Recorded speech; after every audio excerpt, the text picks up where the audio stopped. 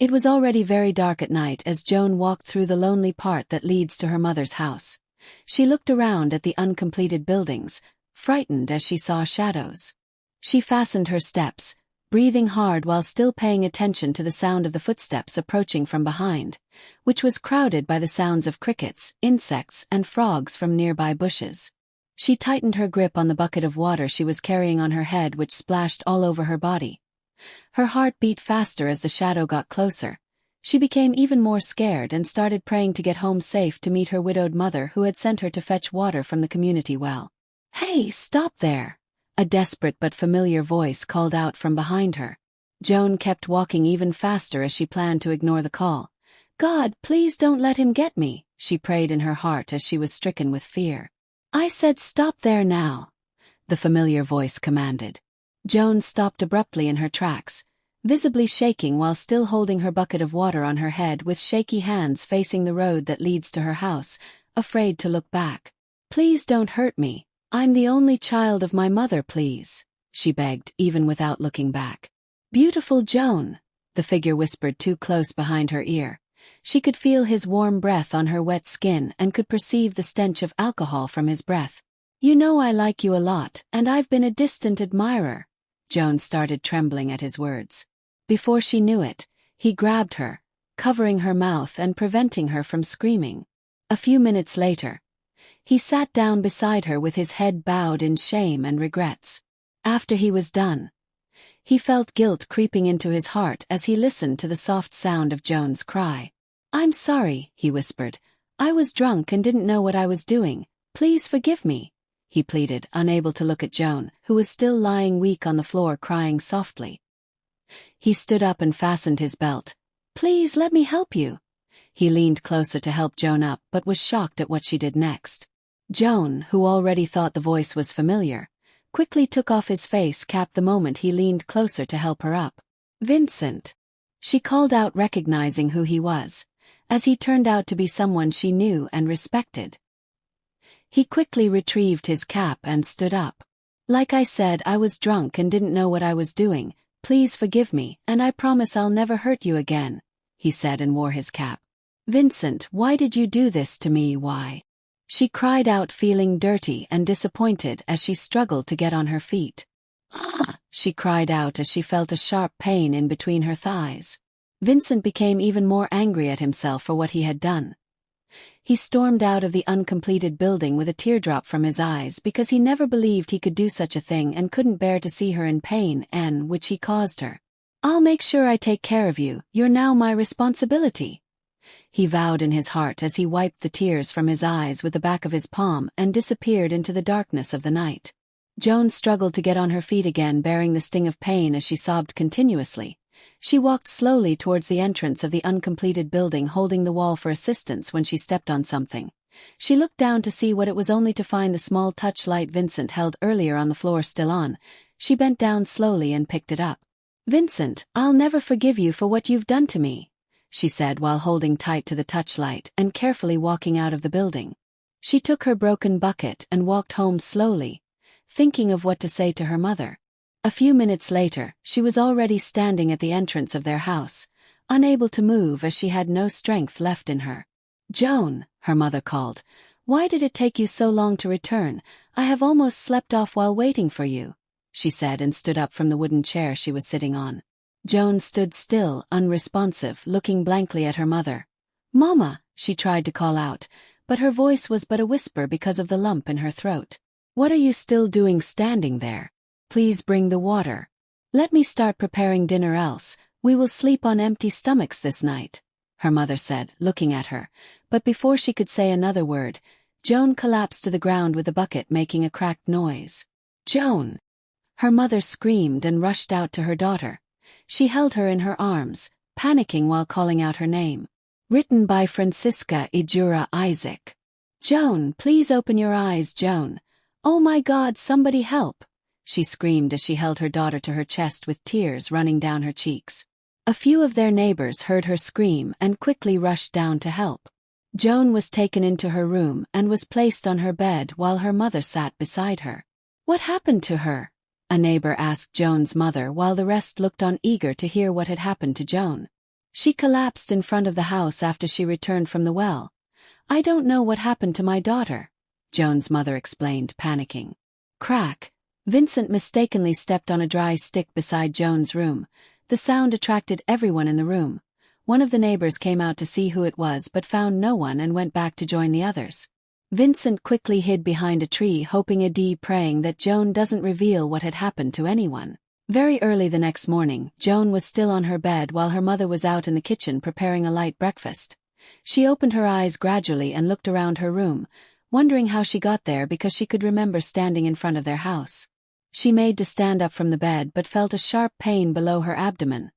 Ouch! She winced in pain as she held her stomach. Suddenly, flashes of the previous night flooded her memory, and then she remembered Vincent.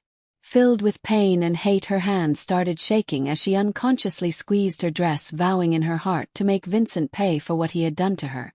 Soon, she heard the footsteps of her mother walking toward her room and quickly sat up, bearing the pain she was feeling. Her mother walked into the room carrying a small tray with a plate of dried fish pepper soup and a cup of water. "Joan," her mother called out, excited as she saw her already awake and sitting. "How are you feeling, my dear? You got me so worried and scared last night," her mother said as she dropped the tray of pepper soup she was carrying on the small wooden table close to the bed. "How did I get to my room?" Joan asked her mother, ignoring her question. "You fainted while standing in front of the house. I had to call for help. Lucky for us, some of our neighbors came and helped me carry you to the room. You frightened me, Joan," her mother explained as she sat close to her on the bed. "You were running a temperature all through the night. I couldn't sleep. How are you feeling now?" her mother said, placing a hand on her forehead. "I'm all right, Mama, and I'm so sorry I made you worry," Joan replied, forcing a smile as she held her mother's hand. "What happened to you last night, and why is your bucket broken?" her mother asked with a concerned and suspicious expression. Joan immediately let go of her mother's hand and cleared her throat, thinking of what to tell her mother.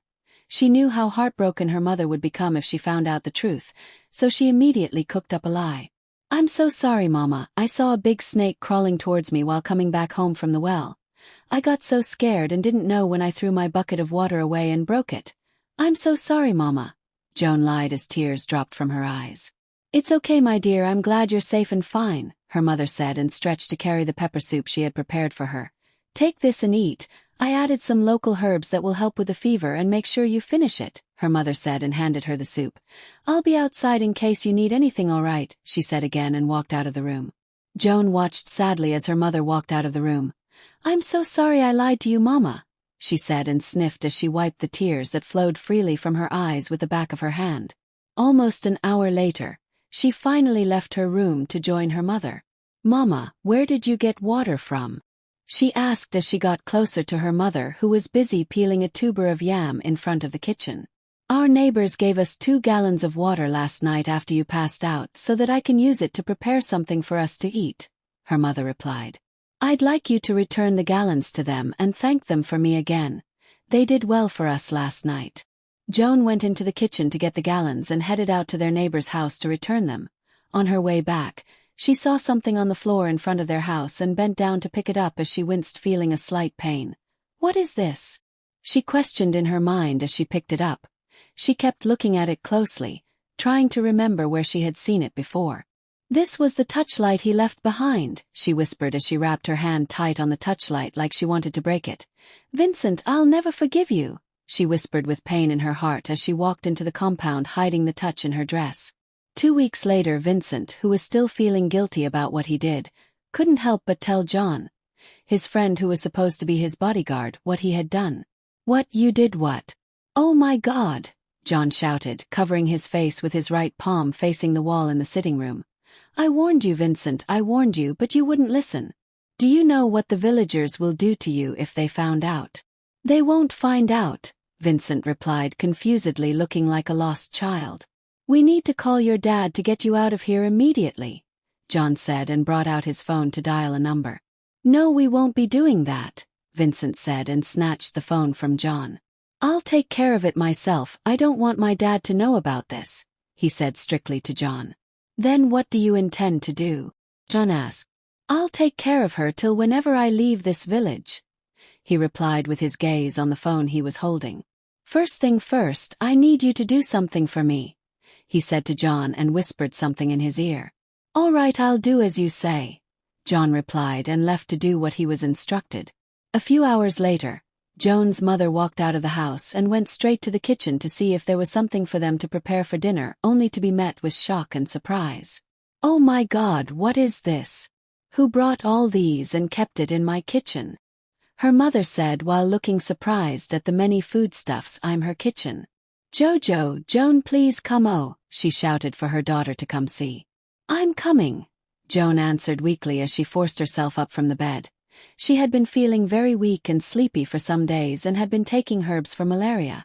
She walked out sluggishly to the kitchen where her mother was. What is it, Mama? She asked, unaware of what her mother was looking at. Look at all these food items, her mother said, pointing at them. Jaon opened her eyes clearly to see what her mother was pointing at, only to see lots of food items, including beverages and 2 live chickens. What, who brought them? She questioned as she walked towards it with a surprised look on her face. She looked carefully at everything, wondering who might have kept it there until she saw a piece of paper with a note written on it. She took it and read it out for her mother to also hear what it said. For Jaon and her mother. It read, Oh my God, all these things are for us. Oh my goodness God, who bought all these for a poor widow like me? Her mother kept praying and thanking the unknown giver while Jaon stood still looking at the paper in her hand, dumbfounded, not knowing what to say. Vincent and Jaon stood hiding at a distance, watching Jaon and her mother as they prayed for the unknown giver. With a satisfied heart, Vincent and Jaon went back home, promising to make it a monthly surprise for them, unknown to them that the biggest surprise awaits them. A few days later, Jaon woke up weak. She lay on her bed thinking why the fever had not gone after taking local herbs. She stood up from the bed and walked like one who was being dragged to walk. She took the broken mirror from her table and looked at her reflection. What's wrong with me? She asked while touching her face. She turned to leave the room, then she paused, holding her stomach, not understanding what was wrong with her. She rushed out of the room to the corner of the house, covering her mouth. Her mother, who was busy washing, was surprised to see Jaon rush out of the house throwing up. She stood up slowly, unconsciously dropping the wrapper she was holding, and walked towards Jaon, who was already feeling sick. She looked keenly at her daughter. Jaon, is there something you're not telling me? She asked. No, Mama, I'm not hiding anything from you, Jaon said, as she wiped her mouth with the back of her palm. Her mother moved closer to her with fear and a heavy heart, hoping she would be wrong, and asked, Jaon, are you pregnant? The word pregnant sounded like a loud, unpleasant noise in Jaon's ear. She looked at her mother and gave a weak, shallow smile. No, Mama, how can you say that? I'm only feeling very weak and nauseous. I guess that's why I threw up, she said. Her mother stood looking closely at Jaon as the realization hit her. Her fears were becoming her reality. Jojo, when last did you see your monthly visitor? She asked, ignoring the feelings in her heart, hoping she would be wrong. Answer me, Jojo, when last did you see it? She asked again as she walked slowly towards her Jaon. Jaon thought for some seconds. I was supposed to see it last week, but I haven't, she replied without thinking much about it. Why do you ask? She questioned. Her mother raised her hands slowly on her head as tears ran freely from her eyes. She sat on the ground and started crying. Jaon was shocked at her mother's outburst and quickly rushed to her side. Mama, what is the matter? She was confused and tried to pull her mother from the ground. Jaon has finished me, her mother kept lamenting as she wept bitterly on the ground. Jaon became even more confused at her mother's words. What do you mean, Mama? What did I do? She was confused. You're pregnant, Jaon, you're pregnant, her mother said, crying on the ground. Jaon couldn't believe what she heard. She looked the other way and stood up absent-mindedly. She placed a hand on her head as flashes of what happened the previous week came to her mind. No, it can't be, I can't be pregnant. Jaon panicked as hot tears flowed from her eyes. She stumbled and fell to the ground. It can't be, God, please don't let it be. Her mother crawled closer, pleading. Please, Jaon, please tell me who's responsible. Jaon was dumbfounded and was lost in thoughts as her mother demanded answers. Answer me, Jaon, her mother shouted. Jaon couldn't hold it in anymore and cried out loud in pain, holding her mother tight as she sobbed non-stop. After about an hour, Joan and her mother sat quietly in the living room, tired and sad. Her mother sat with her hand under her jaw while Joan sat opposite her, still sobbing. "Joan, I need you to open up to me and tell me the truth. When did it happen, and who is responsible?" Joan was scared. She didn't know how to explain everything to her mother. "Please, I'm begging you, Jojo, tell me who is responsible," her mother pleaded softly in an attempt to make her open up. "Mama, I'm so sorry. I know I made a mistake hiding it from you. I was worried you would break down. Please, Mama, forgive me," Joan begged tearfully. "It's all right, Jojo.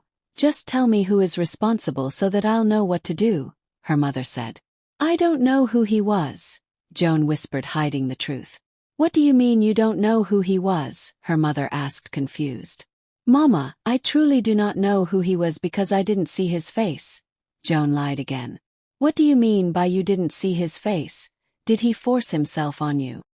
her mother asked with a heavy heart, while Joan nodded her head as fresh tears dropped from her eyes. "Why, Joan, why didn't you say anything when it happened?" her mother said as fresh pain pierced her heart. She couldn't imagine what her daughter had gone through. "It's all right, don't cry anymore. I'll take care of you and the baby," she said as she resigned to faith. Meanwhile, Vincent and his friend were at home when suddenly they heard a knock on their door. "Are you expecting anyone?" Vincent asked his friend. "No, I'm not. Let me go and check who it is." John stood up and walked to the door. He peeped through the peephole to see who it was, only to find Vincent's mother standing at the door. John quickly opened the door and welcomed her with great respect, and he ushered her in. Vincent was so happy to see his mother, whom he had missed so much. He stood up and hugged her tight as he welcomed her. "I've missed you, Mom. What brought you here?" he asked as the both of them sat down. "I've missed you too, son. That's one of the reasons I came to the village myself. How are you coping?" his mother asked, feeling concerned for her son. "I've been all right, as you can see. I'm coping well," Vincent replied happily. His mother was surprised at his response. "Wow, that's great. It seems there's something here that has caught your attention," his mother winked. "Not at all, Mom. I just love the peace and quietness I enjoy here, that's all," he said. "Well, another reason I'm here is to inform you that your father's company needs your attention. You know you're his sole heir," his mother said to him. "Nothing will go wrong with Dad's company, and I'm not ready to leave here soon." Vincent managed to convince his mother not to pressure him about leaving the village, and promised to return to the city if the need arose. A few months later, Vincent became worried. He hadn't seen Joan for many weeks. He kept visiting her compound unnoticed, but still he couldn't find her or see her around. He discussed it with his friend, who promised to find out what was happening, which he did, and came back with the shocking news. "Vincent, Joan is heavily pregnant," John said with a sad expression. On hearing that, Vincent rose to his feet, trembling as guilt filled his heart. "I never meant for this to happen. I have to fix this," he said, and stormed out of the house. Vincent's heart kept racing as he walked fast in the direction that led to Joan's house. He could hear his hard breath and was deaf to the sounds around him. He aimed to get to Joan and apologized to her and her mother for putting them in such condition out of his selfish desire, most especially to Joan. He knew it would be hard for them to forgive him, but he was determined to try. He paused in his tracks, holding his chest while breathing hard because he unconsciously held his breath while thinking of the pain he had caused Joan and her poor widowed mother. His friend John, who had been trying to catch up with him, finally met him. He wiped the sweat on his forehead with his face towel and placed a hand on Vincent's shoulder. "Vincent, don't be in a rush. You don't know the situation of things right now. You can't just go to her house like that. Please calm down. Let's talk about it before you take any action." Vincent shook his head in disagreement, not wanting to listen to John. "How do you expect me to stay calm after what I've done? I can't," John replied with a shaky voice as if to cry. "No wonder I haven't seen her in months. No wonder her mother goes to fetch water by herself," Vincent lamented. "I guess it's because she doesn't want her daughter to be ridiculed anymore, that's why she does that. But Vincent, you don't have to be hard on yourself, please. Let's go back home and talk about it and also find a way to sort things out," John said, hoping Vincent will listen to him. Vincent stood quiet for a while as many thoughts ran through his mind, and then he took a deep breath. "But why didn't she say anything to me? Why did she keep it to herself?" he asked confused. Maybe she wasn't sure it was you, that was why she didn't bother to inform you, Jaon replied.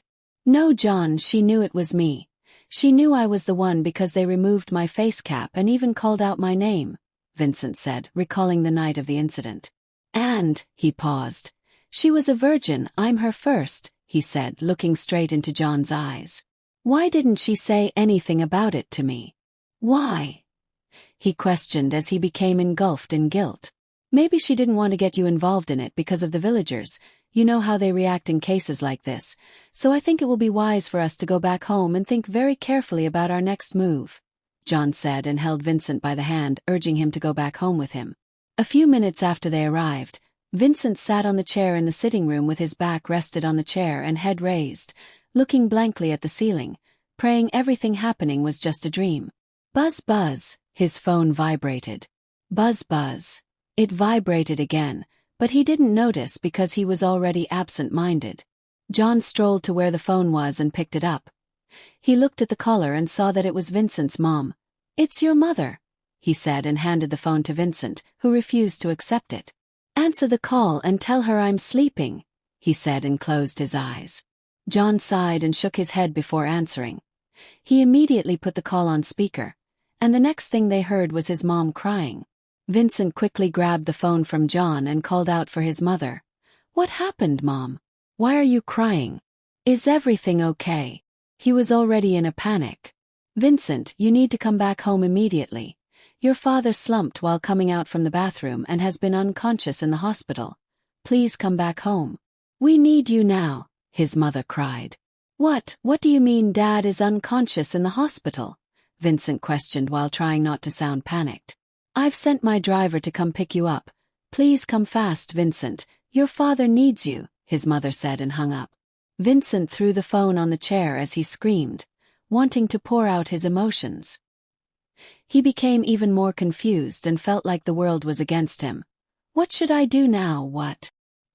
He screamed with both hands raised in frustration. What do I do, Jaon? Please tell me because I'm going nuts, he said loudly to Jaon, who was also confused. Jaon thought for some seconds before speaking. I think you should go see your father. That's what is most important now. What about Joan? What about the pregnancy? Vincent asked, feeling frustrated. We will find a way to take care of it, I promise. Vincent, who was already caught between attending to his father or going to see Joan, had to rely on Jaon to help him out in making the decision. Jaon, promise me that Joan and her mother will be taken care of even if we leave for the city. And also my family, especially my mother, must not know anything about this for now. He made Jaon promise. Soon after the driver arrived, Vincent asked him to faith in the house while he and Jaon went to Joan's house unnoticed. They went to the market and bought all they could, including some things for the baby. It was a lot. They dropped everything in the kitchen and an envelope containing a huge amount of money. I hope this will be enough till we find a way to reach her from the city, he said as they left. I can hear footsteps in the backyard. Let me go and check, Joan's mother said and gently dropped Joan's leg, which she was massaging on the floor. She walked slowly to the backyard, hoping to meet someone, but found no one but the local chicken perching on insects on the floor. But I'm sure I heard footsteps just now, she said, looking around when her eyes suddenly went to the kitchen. She quickly walked there and saw that what they brought this time was far more than they used to. Out of joy and happiness, she called her daughter to come out and see for herself. Joan rushed out quickly because of the emergency in her mother's voice. What is it, Mama? You sounded very urgent. Joan asked as she walked out holding a hand fan. Come and see what I'm seeing, Jojo. This one is much, her mother said, still looking at the items. Joan walked in and was equally surprised at the number of goods she saw. She couldn't help but pick one of the baby items that were there. Jojo, see, her mother said, pointing at the envelope on top of a carton. Joan took it and opened it to find a huge amount of money. She couldn't help but shout. Mama, it's money, oh, a lot of money, she said with eyes wide open. They had never received such an amount of money before. Her mother was so happy and kept praying for the unknown person who had been providing for them. Meanwhile, Joan stood still looking at the money in her hand. Why did you drop such a huge amount of money, Vincent? All along I knew it was you, but why so many items and why the money? Joan questioned in her heart as she felt uneasy. Meanwhile, Vincent was already on his way to the big city to see his father. He kept looking back as they drove out of the village, wishing he never had to leave at this time. "I'll keep to my promise, Joan, no matter what," he whispered as the car sped off into the highway.